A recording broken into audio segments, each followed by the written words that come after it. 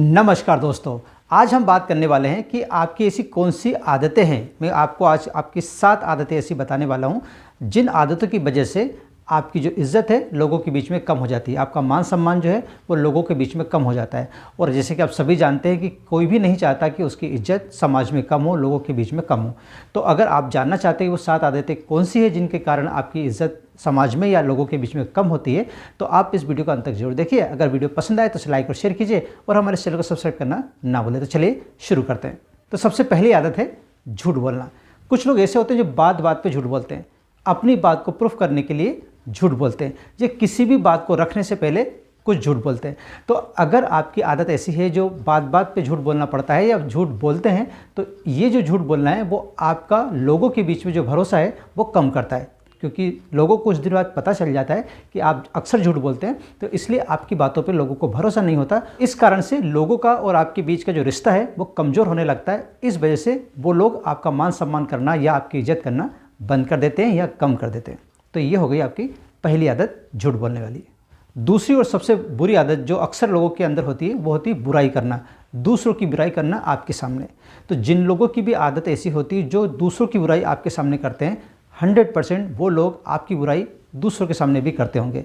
तो इस बात का आपको ध्यान रखना, अगर आपके अंदर इसकी आदत है तो इसको जल्दी से जल्दी बदल लीजिए, क्योंकि जिसके सामने आप ये इस प्रकार से बातें कर रहे हैं या इस प्रकार से बुराई कर रहे हैं, वो कुछ दिन बाद समझ जाएगा कि जिस प्रकार से दूसरे की बुराई ये मेरे सामने करता है, उसी टाइप से मेरी बुराई भी किसी और के सामने करता होगा। इस तरह से धीरे धीरे क्या होगा कि वो आपका मान सम्मान, आपकी इज्जत करना बंद कर देगा। तो ये आपकी दूसरी बुरी आदत हुई। तीसरी बुरी आदत, कथनी और करनी में अंतर होना।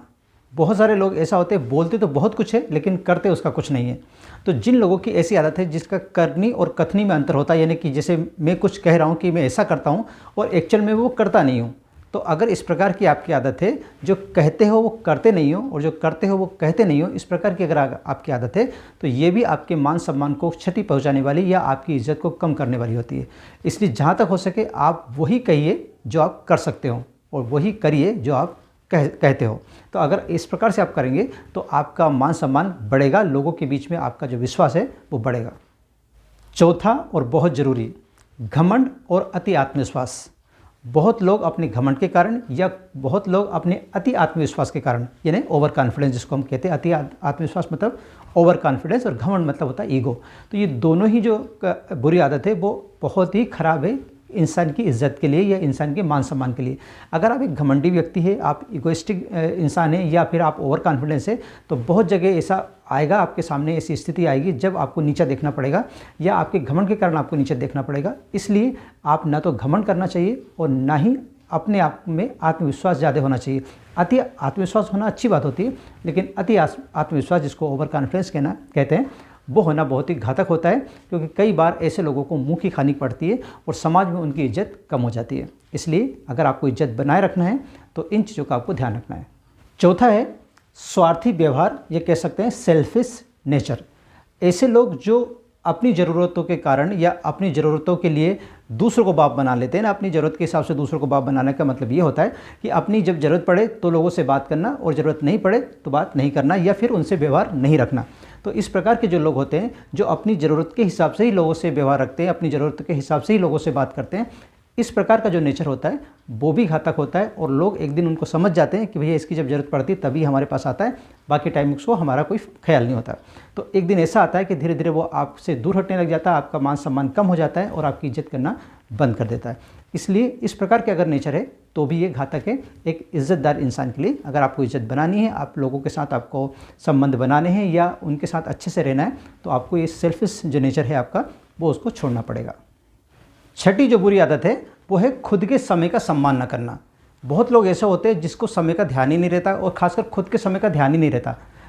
जब खुद के समय का ही आप सम्मान नहीं करते तो दूसरे लोग ये सोचते हैं कि ये अपने जीवन में जब खुद के समय का ही सम्मान नहीं करता, खुद के समय का ही ध्यान नहीं रखता, तो ये हर बात को गंभीरता से लेता ही नहीं होगा, तो हमारी बातों को गंभीरता से क्या लेगा। इस कारण से लोग आपसे दूर हटने लगते हैं और धीरे धीरे आपका मान सम्मान कम होने लगता है।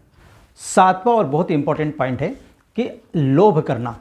जब भी इंसान किसी लोभ में फंस जाता है तो लोग उसका मान सम्मान करना बंद कर देते हैं। आप अपने आजू बाजू भी देख सकते हो, अपने घर में देख सकते हो, किसी भी जगह आप देख सकते हो, जो भी लोभी व्यक्ति होगा लोग उसका सम्मान नहीं करते, क्योंकि उनको मालूम है कि जो लोभी व्यक्ति है वो एक दिन अपने लोभ के कारण आपको भी धोखा दे सकता है, आपको भी परेशान कर सकता है।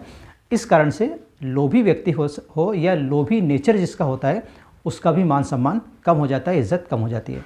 तो ये मैंने कुछ 7 पॉइंट बताए, ऐसे बहुत सारे पॉइंट है या ऐसी बहुत सारी आपकी बुरी आदत है जिसके कारण आपकी इज़्ज़त जो है वो कम हो जाती है।